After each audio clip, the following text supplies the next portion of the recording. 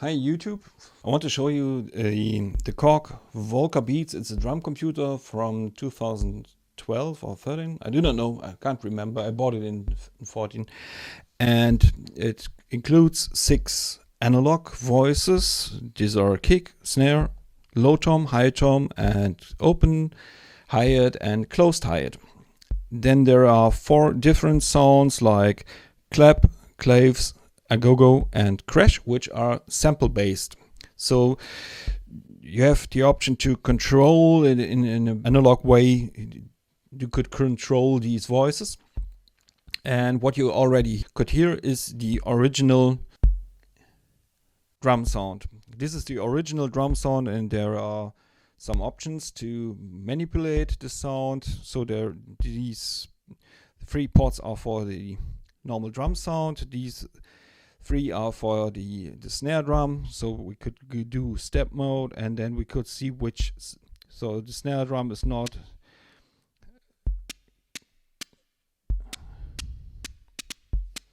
So in that way, I could really use the snappiness or whatever. So the decay or the pitch.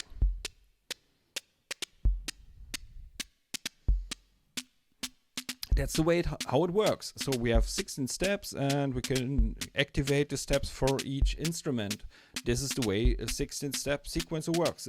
Some people call it TR style because Roland provided that style of development of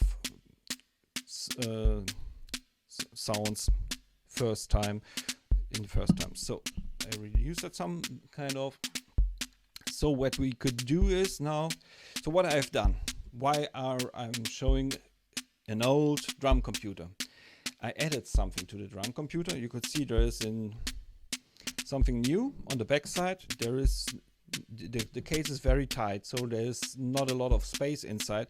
What I figured out, it's enough place for an ESP32.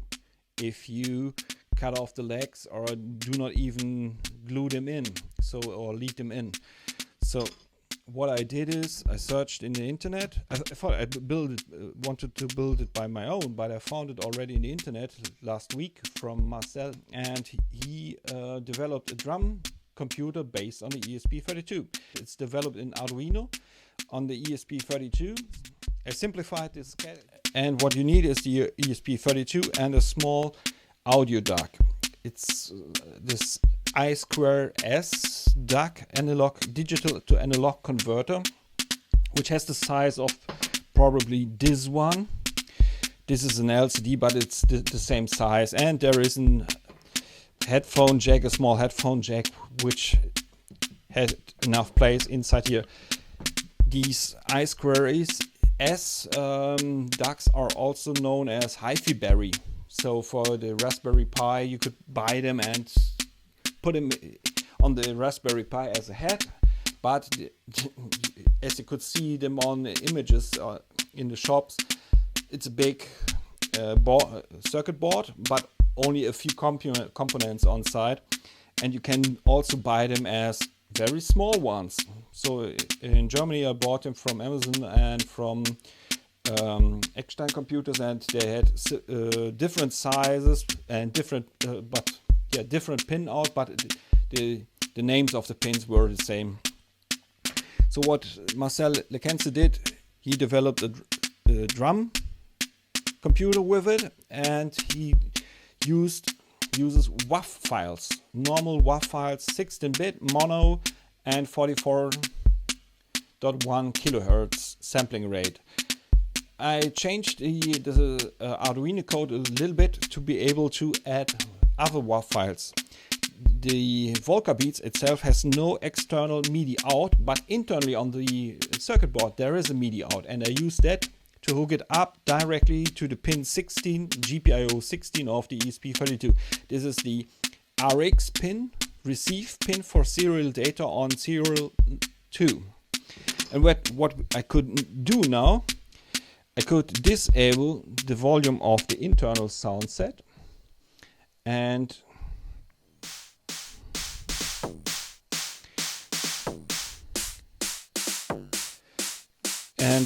add volume to this external output. I do not have a port already for this,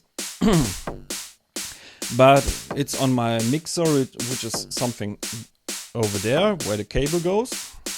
And as you could hear, these are the bass drum. Let me stop that.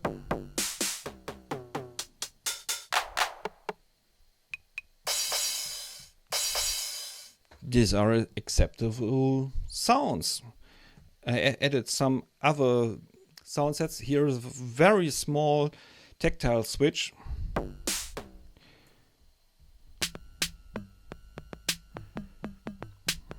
To add some other sample sets. But let's keep this one. Built that 2 days ago. It took me 1 day to figure out how to make the ADC of the ESP32 more usable, and this was a nightmare. If you want to rebuild this, try to not use the ADC of the ESP32. Some sounds of my thing could be managed by the original pods. So when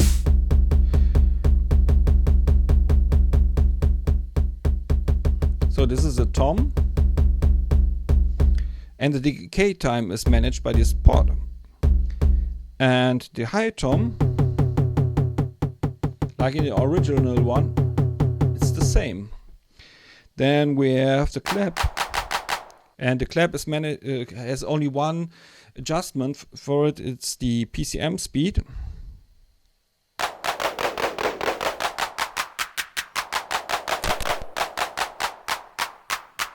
So this is really the sound from the ESP32. It's not the internal sound. And let's go over to the Agogo. I replaced it with another sound because I wanted to not to get this ding sound. It's only a plug, whatever. And the crash.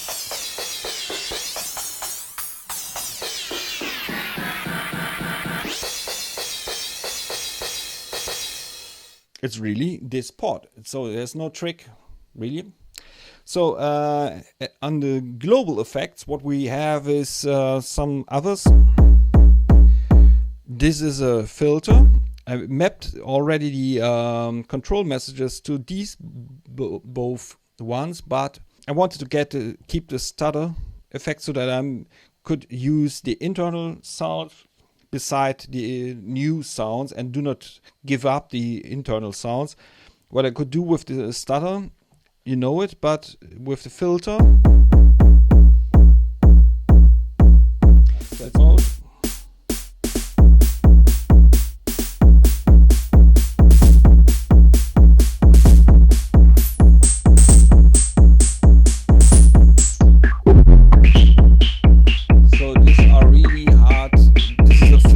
This is now a low pass filter.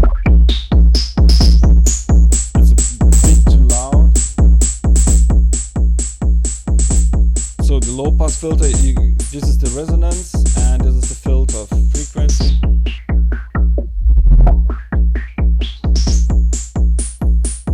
And when I go up, so then it is a high pass filter. Marcel Lekense implemented it this way. And the third knob, the silver one, is the sample speed. So it's the overall sample speed in which the ESP32 is working now.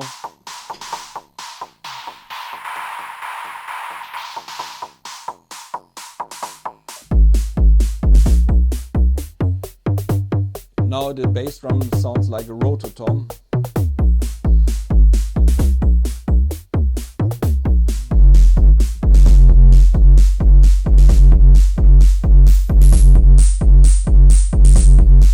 And finally there is one big thing which works better with samples which are maximized to normalized to 0 dB. It's a Bitcrusher. In my case, I have really leveled the the samples already. And this is here it is called grain, and for my ESP32 it's controlling the Bitcrusher.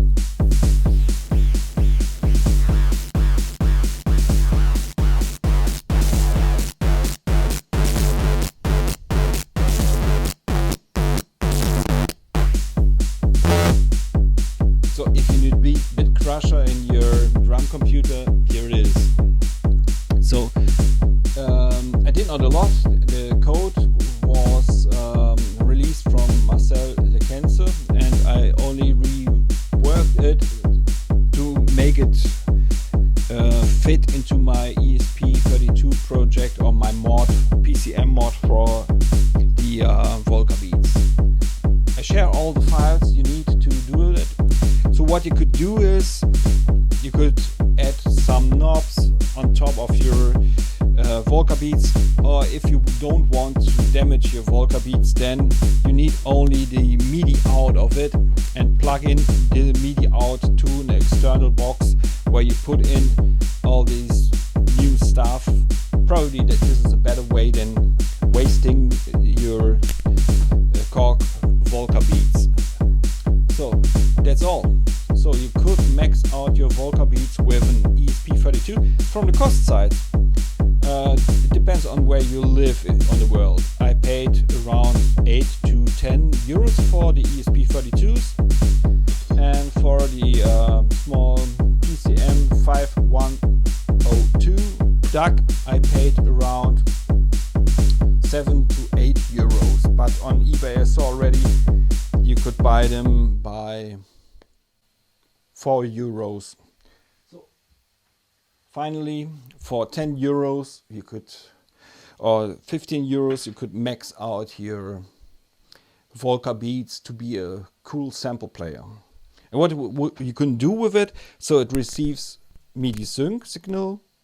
My TD3 receives MIDI sync signal, the MPC is the master.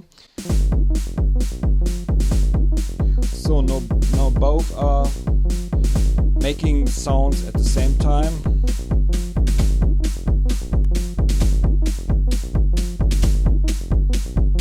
So now both sound engines are working. One is more on the left side. The other side, one is on the right side.